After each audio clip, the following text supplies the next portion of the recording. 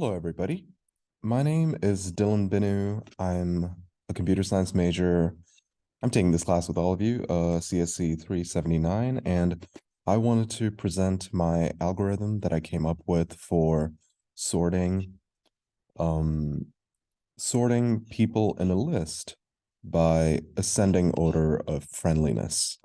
So let me share my screen here for a moment. And here we go. All right. So the preconditions for this algorithm is we have a function. It's called sort friendliness. It takes a list P of type person, and the list has a size that is denoted by the word size as arguments, as denoted here. It takes a list of type person, and it also takes a size. The postconditions, hopefully, after the completion of this algorithm, uh, denotes this. List P would be sorted in ascending order of friendliness of the persons in the list. So first, we will create a Boolean value within the function, and it will store the result of the meetup function. Then we create a variable called smallest, and you will see the implementation of this variable later on in the presentation. Regarding highlights that you're going to see in this presentation, everything that is highlighted in yellow denotes comments, and everything that is highlighted in green denotes the space and time complexity. So, we will initially use a for loop to initialize each person object to have a friendliness value of 0. So we initially want them all to have a friendliness value of 0 before we can start assigning friendliness values to them, which would be done as a result of them being called into the meetup function. So here are some more comments discussing this next portion of the code. So we will use a nested for loop to assign appropriate friendliness values to each person. First, the first for loop will increment the index of the first person in the meetup function, and the second for loop will increment the index of the second person in the meetup function. Each person in the first space of the meetup function will get compared. I'm sorry about that. Looks like I have an error in my text here.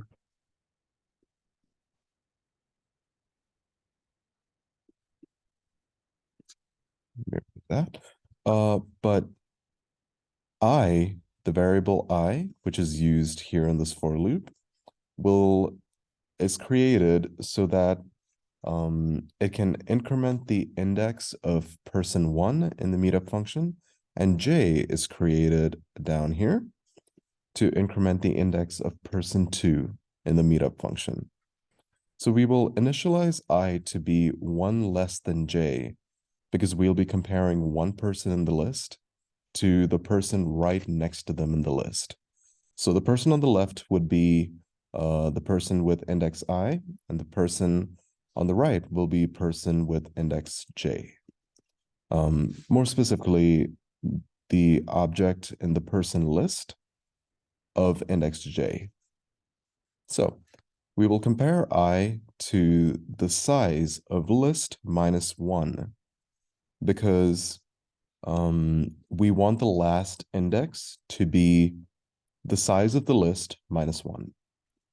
And we will compare J to the size of the list. Because the final comparison in the list will be made between P of index size minus 2 and P of index size minus 1. So we will declare J outside the nested for loop, as it will be initialized to 1 every time I is incremented. And this will make more sense once we get into the nested for loops. For the first for loop, we initialize I to 0, compare I to size, And for as long as I is less than size minus 1, I can be incremented by 1. For the next for loop inside of it, we will initialize j to 1. As long as j is less than the size, we will increment j by 1. So while we do this, we will call the friendly meetup, we'll call the meetup function, pass p of index I to it as person 1, and pass p of index j to it as person 2. So for the first iteration, I would be assigned to 0. So this would compare p index 0 to p index 1, because j is initialized to 1.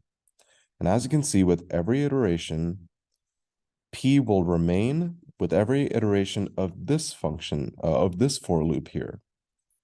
P1 will remain at the same value, so Pi will remain as P0. However, Pj will increment, so it will move from P1 to P2 to P3, all the way up to P size minus 1, because the condition is that j should be less than size, which would be size minus 1. Now, after we call the meetup function, only if I is not equal to j will we do this check here. Because if I is equal to j, it means that we're comparing this one person to themselves. If p of I is 0 and p of j is 0, we're comparing the first person in the list to themselves. So if they're different, then we'll check to see if they are friendly to each other with this check here, friendly equals to true, which would be determined by the result of the meetup function.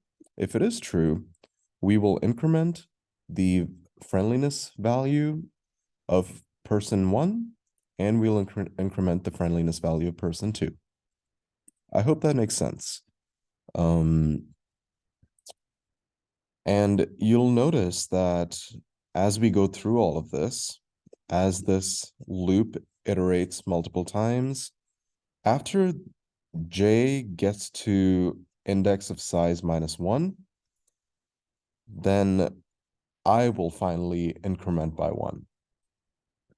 So after j reaches size minus 1, I'm sorry, after j reaches size, it will fail this check. After j gets incremented and it reaches the value of size, it'll fail this check and it'll come out of this for loop. After it comes out of this for loop, I will get incremented. So I will go from 0 to 1. And after that, since we declared j outside the for loop, j can be declared to be 1 again.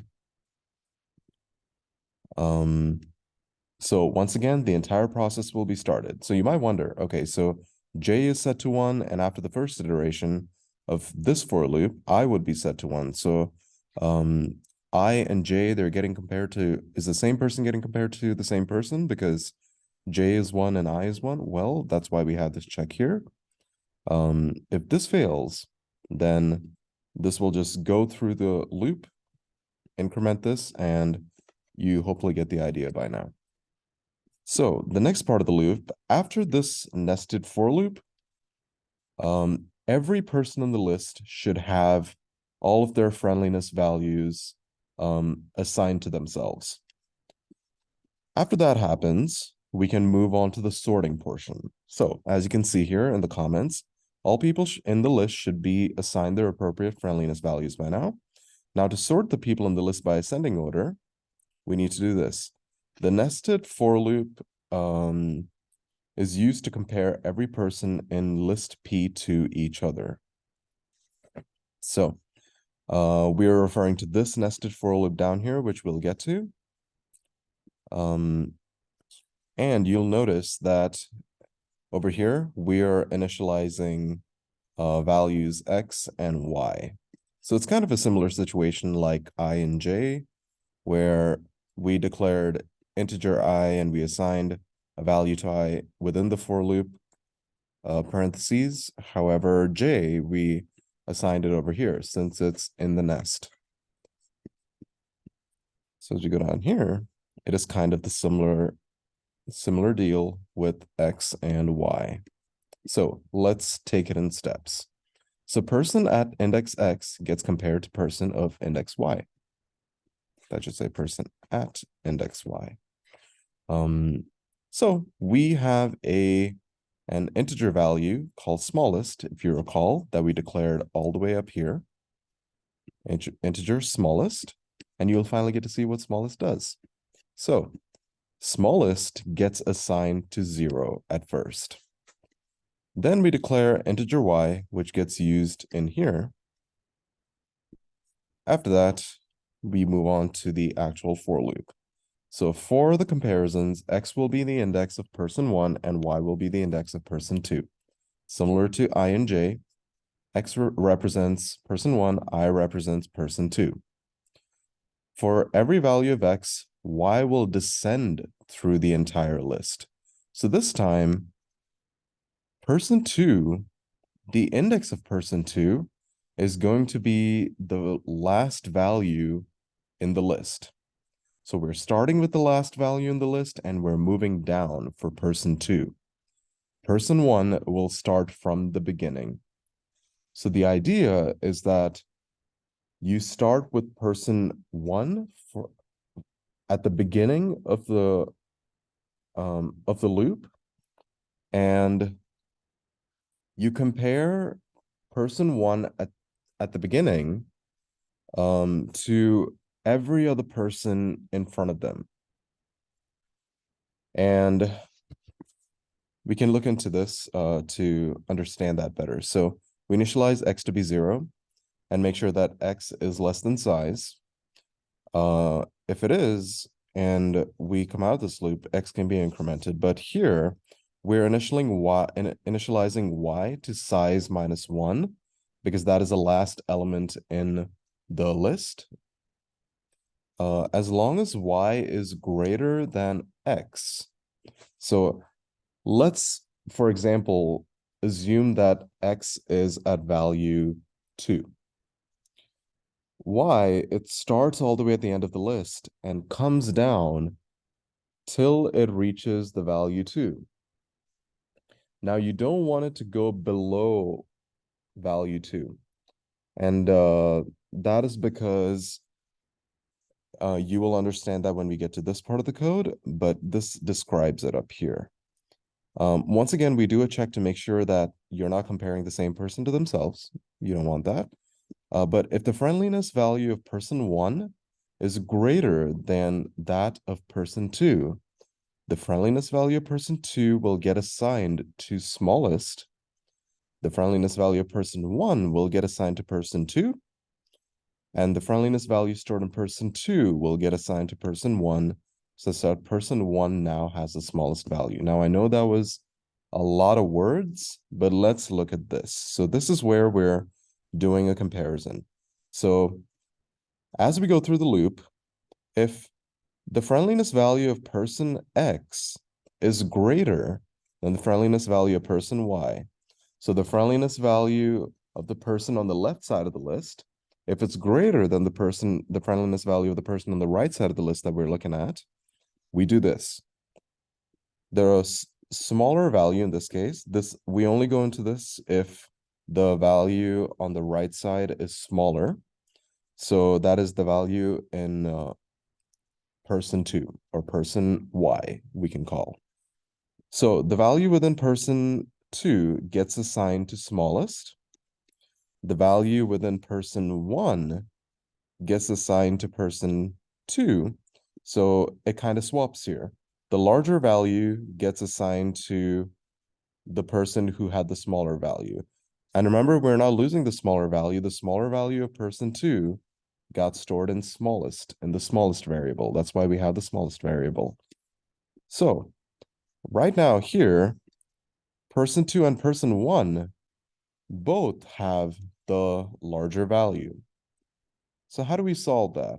We want them to swap places. So now that person 2 has the larger value, we will assign whatever value is in the smallest variable to person 1. I hope that makes sense. We start off with person 1 having the larger value and person 2 having the smaller value. We assign the smaller value of person 2 to the smallest variable. We then assign the larger value from person 1 to person 2. And then we assign the value within the smallest variable to person 1. And that is how they swap values. I do hope that makes sense. I believe that the more complicated thing to understand would be this nested for loop here and why we are decrementing the index of person 2 and why we're incrementing the index of person 1. Think of this as person 1. We're going this way. Person 2, we're coming this way. And with every value, it basically looks like this. Person 1 stays here. Person 2 comes down. And then it doesn't go past person 1. It comes down. As soon as it hits, this moves up. And this gets assigned to the size of the loop again, the size of the list again. So it goes down, hits this value, this goes one step up, and then this gets assigned to the highest value again, then it goes down, and it does this all the way till the end until all the values are sorted in ascending order. I do hope that makes sense. Now that we've completed that, I wanted to prove this to be a reliable algorithm by using this loop invariant. So the loop invariant that I've selected is smallest. The variable smallest will always contain the smallest friendliness value in the P list, in the person list. How do we prove that? So during an initialization, smallest is declared to what? It's declared to 0 right here. Before we go into this loop that actually sorts everything, smallest is assigned to 0, and it stays that way before it is used over here. During maintenance, during the first iteration of the loop, and during the iterations that come after that, what happens here? So if smallest is initialized to be 0, a value will get assigned to smallest only if this value is lesser than this value. Now, you might remember from the specifications of Professor Spradling that in our situation, since a friendly person is friendly to everybody and a non-friendly person is not friendly to everybody, you can kind of assume that it will kind of progress at the same rate. If during one iteration, if you have friendly people, all of their values will get incremented. So you'll never have a situation during an iteration where a friendly person has a friendliness value of 3 and a non-friendly person has a friendliness value of, say, um, of 3, of 2. And this would be the case if the iteration hasn't reached that value yet. It might have a lesser value, but as soon as it reaches it, it will match the values of all the other friendliness values during that iteration. It's hard to explain. I hope that makes sense. It probably does not, but I do hope it does. I hope the idea behind why the friendliness values during an iteration will not really vary that much. So even during maintenance, smallest will always contain the smallest value. It will always be assigned 0. During termination as well, smallest will contain the smallest value. because after we go through all the values, the smallest value, which in our case would be 0, because the only two options at the end would really be the friendliness value of 0 or a friendliness value of n-1. So because of the way this is structured, if there's a lesser value, it will be 0. So 0 is always getting assigned to smallest. So in a way, we could also say that smallest will always contain the smallest friendliness value, which is 0 in the p-list. So I hope that loop invariant makes sense. Now let's move on to the third criteria for this assignment, the space and time complexity. So as I said before, we noted in green the space and time complexities of everything that is done here. So here we're declaring variables, and those all obviously take order of 1. They're constant space-time complexity. A for loop, as we may know in this situation, it's one process is taking place every time the loop iterates. So we can say that it is order of n. Here we have a nested for loop. So once again, in this case as well, this process and this process and these processes, which all can really be considered to be order of 1, like they can all be considered to be constant processes. They all take place every time this inner loop is iterated. Hence, since they're all order of n, you could say that this is an order of n for loop.